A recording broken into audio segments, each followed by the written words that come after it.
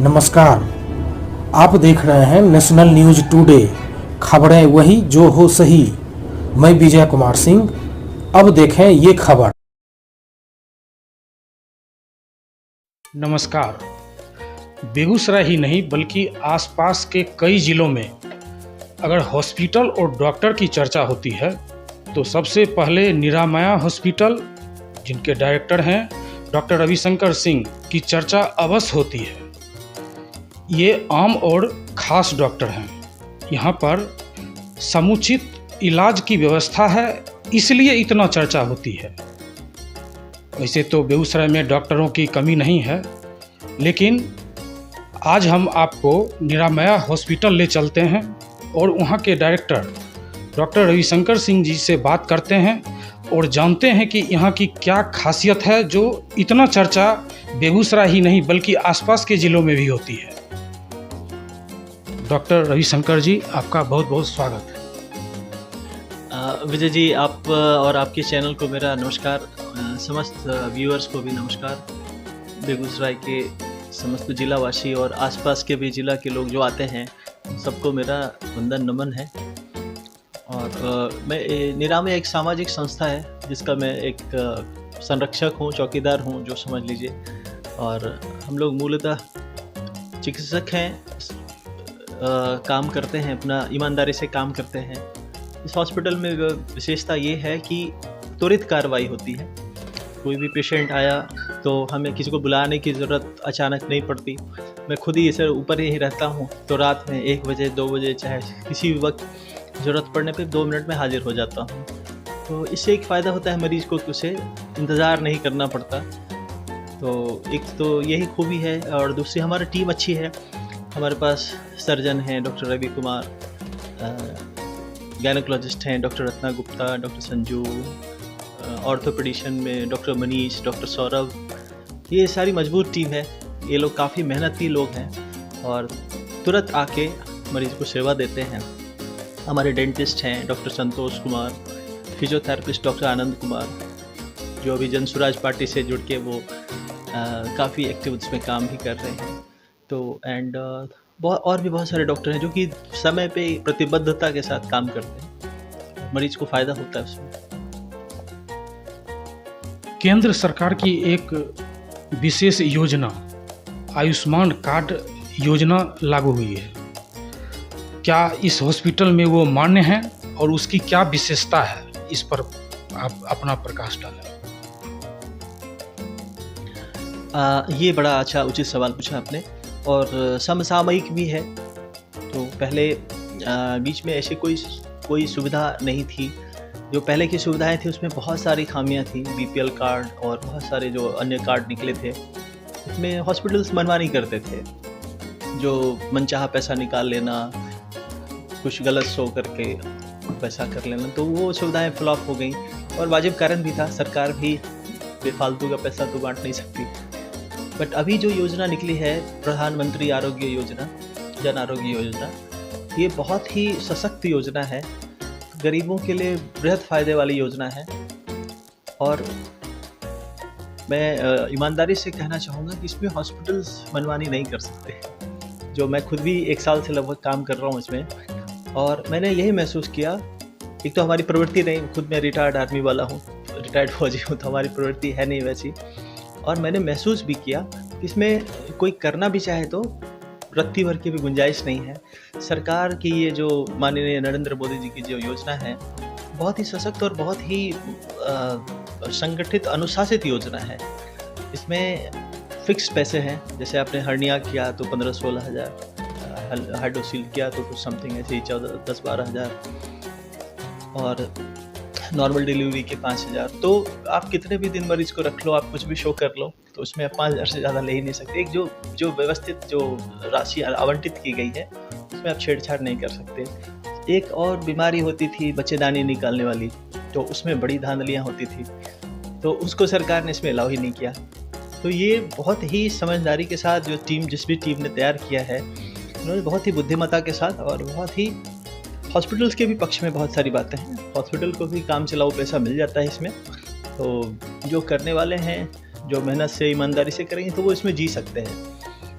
इसमें बहुत बड़ा बहुत धन्ना सेठ तो नहीं बन सकते और बनने की प्रवृत्ति भी नहीं रखनी चाहिए डॉक्टर्स में, लेकिन उसमें आप काम चलाओ, आप सर्वाइव कर लेंगे, गरीबों की सेवा हो जाएगी।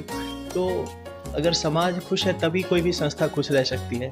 मैं आसपास बहुत सुखी हो जाऊं और अगर मेरे अगल बगल लोग खुश नहीं हैं तो मेरी खुशी भी आज न कल चली जाएगी। तो व्हाट आई फील कि बहुत अच्छी योजना है, इसका प्रचार प्रसार जन सामान्य तक जरूर पहुंचना चाहिए। मैं सभी पत्रकार भाइयों से निवेदन करूंगा कि आयुष्मान का प्रचार करें और जिसके कारण वो डायरेक्ट हॉस्पिटल से पेशेंट जुड़े और इसमें 1 रुपये का भी खर्चा नहीं होता। भर्ती हो गए अगर आप, 1 रुपये का भी खर्चा नहीं है। और इसमें सरकार कहती है कि ओपीडी में फ़ीस लेना है, बट निरामया में हमने अपनी तरफ से फ़ीस माफ़ किया हुआ है कि ओपीडी में अगर कोई पीएमजेएवाई का कार्ड लेके आता है तो हम उससे फ़ीस नहीं लेते। ऐसे भी मेरी फ़ीस बेगूसराय में सबसे कम है, सारे फिजिशियंस की जो भी 400-500 होती है, मेरी मात्र 200 रुपये फ़ीस है। वो भी मैं आयुष्मान कार्ड धारकों से नहीं लेता हूँ। उसके बाद मंगलवार को मैं ऐसे भी फ़ीस नहीं लेता हूँ, पूरे समाज से किसी से नहीं। मंगलवार के दिन आम खास कोई भी आए फ्री में इलाज करा के जा सकते हैं। पूर्व सैनिकों से हम लोग फ़ीस नहीं लेते। अभी अग्निवीर के लिए भी वो हमने जारी किया है कि अग्निवीर योजना वालों को भी हम फीस नहीं लेंगे, या जो भी सुविधाएं देते हैं पूर्व सैनिकों को उनको भी मिलेगी। और जहाँ तक आयुष्मान का है सवाल, तो ये बहुत ही खूबसूरत योजना है मरीज के लिए भी। अभी बदलते मौसम में गर्मी, कभी बरसात, कभी धूप, उसमें कैसे सावधान रहना है? और फिर बेगूसराय में पिछले कई सालों से डेंगू का प्रकोप बढ़ते जा रहा है, तो इस बार क्या सावधानी बरतनी है और क्या डेंगू का पेशेंट आना शुरू हो चुका है? डेंगू के पेशेंट्स अभी बिहार में तो मुझे मिले नहीं, यहाँ पे बेगूसराय में नहीं मिले। एक पेशेंट आया है कर्नाटका से जिसका रिपोर्ट्स पॉजिटिव बता रहा है और हम लोग उसके सैंपल को भेजेंगे भी सरकार के पास। लेकिन बिहार का प्रॉपर बंदा जो यहाँ रह रहा है उसमें अभी तक मुझे बेगूसराय में नहीं मिला है। एक जिसका ट्रैवल हिस्ट्री है उसका मिला है। तो इस सीज़न में जो जनरल सावधानियाँ करनी पड़ेंगी कि पानी का जमाव रोकें, जहाँ पे भी छिड़काव की आवश्यकता है छिड़काव करें। हमें इंतज़ार नहीं करना चाहिए कि सरकार छिड़काव करवाएगी। गांव समाज लेवल पे भी मैं सजेस्ट करूंगा कि एक फॉगर खरीदारी करें पंचायत की तरफ से और अपने गांव में अपना जिम्मा लें, क्योंकि हर वक्त नगर निगम और इनकी आशा करेंगे तो शायद परेशानी उठानी पड़ेगी। तो अपने आसपास का जो कम से कम 500 मीटर का दायरा है वो उसकी ज़रूर जिम्मेदारी लेनी चाहिए। हम निरामया की तरफ से भी हमने प्लान किया है अभी कि फॉगर मंगाएंगे और आसपास के इलाकों में फॉगिंग करेंगे। जल जमाव रोकना चाहिए, साफ़ सफाई का ख्याल रखना चाहिए। मांस मछली अभी दो महीने अवॉइड ही करें तो अच्छा है, क्योंकि इसमें बीमारियों का भी बरसात के टाइम में बहुत कारक ये रहता है। ऐसे तो हिंदुओं में प्रथा है कि इसमें ऐसे ही नहीं खाते, तो ये एक वैज्ञानिक प्रथा है, धार्मिक कम वैज्ञानिक प्रथा है और इसको ज़रूर फॉलो करना चाहिए। एंड कपड़े खास करके जो खादी के होते हैं, कॉटन होते हैं, उनका इस्तेमाल ज़्यादा करना चाहिए। इससे चमड़ी के रोग आदि नहीं होते। साफ़ सफाई, हाथ धोने की जो प्रक्रिया है खाना खाने से पहले ज़रूर फॉलो करें। बाहर से कुछ मंगाते हैं उसको धो के ही इस्तेमाल करें। तो साफ़ सफाई सबसे बड़ा कारण है। अच्छा, एक चीज़ इसमें देखा गया है कि मामूली फीवर आने के बाद ही प्लेटलेट डाउन हो जाते हैं, और यहाँ के बेगूसराय के जो भी जांच घर हैं तो उसमें क्या ये सही प्लेटलेट का जांच हो पाता है कि नहीं, इस पर प्रकाश में? 99.9% मैं तो कहूँगा कि सारे लैब सही काम करते हैं। अब अपवाद हर जगह हो सकते हैं, मैं नहीं कहूँगा कि अपवाद नहीं होंगे, वो तो पता लगाने की चीज़ है। बट जन सामान्य को ये करना चाहिए कि जो ऑथराइज हॉस्पिटल्स हैं या जो रजिस्टर्ड संस्थाएं हैं वहीं से जांच कराएं। आप गांव में कहीं भी करा लेंगे तो उसमें फिर आशा करना कि वो नॉर्मल है या सही है, वो अपने आप में एक दुविधा वाली बात है। तो सलाह यही है कि आप अच्छे जगहों से काम कराएं, वहाँ पे कोई भी अपने रेपुटेशंस को ख़राब नहीं करना चाहेगा, कोई भी संस्था अपना रेपुटेशन ख़राब नहीं करना चाहेगी। तो अच्छी जगह से जांच कराएं एंड 99.9% आपको सही रिजल्ट मिलेगा। क्या ये प्लेटलेट डाउन होना या कम होना काउंटिंग में, तो ये लक्षण डेंगू का ही है कि अदर बीमारी में भी ये चीज़ हो सकती है?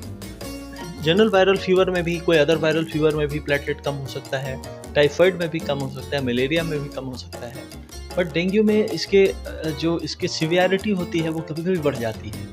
तो बेहतर इसको शुरुआत में ही जो डॉक्टर का कंसल्टेशन लें, एंड शुरुआत में ही आप सलाह ले लें तो आपको कोई दिक्कत आने वाली नहीं है। और आजकल तो बहुत सारे हॉस्पिटल्स में बहुत जगहों पे कोई रविवार को फ्री देख रहे हैं, तो कोई मंगल को फ्री, जैसे हम लोग मंगल को फ्री देखते हैं, कोई शनिवार को, तो एटलीस्ट सलाह फ्री में बहुत जगह मिल रही है, ले लें जाके लोग। तो आसपास ज़रूर एक बार फिजिशियन से मिलना चाहिए। तो आज हम डॉक्टर रविशंकर जी से बात किए विभिन्न मुद्दों पर, खास तौर से आयुष्मान कार्ड पर, और साथ में अभी जो बरसात का समय है तो डेंगू का भी प्रकोप धीरे धीरे बढ़ता है, तो उस पर जो है जानकारी लिए। आगे फिर हम बात करेंगे। धन्यवाद।